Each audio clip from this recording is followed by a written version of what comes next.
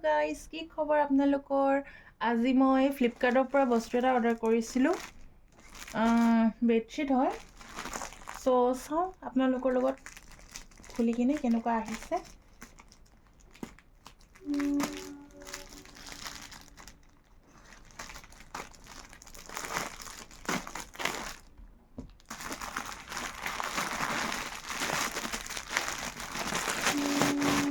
Wow, বহুত ধুনীয়া আহিছে।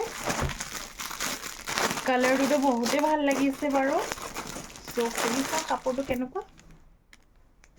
কাপোৰটো বৰ ধুনীয়া আহিছে।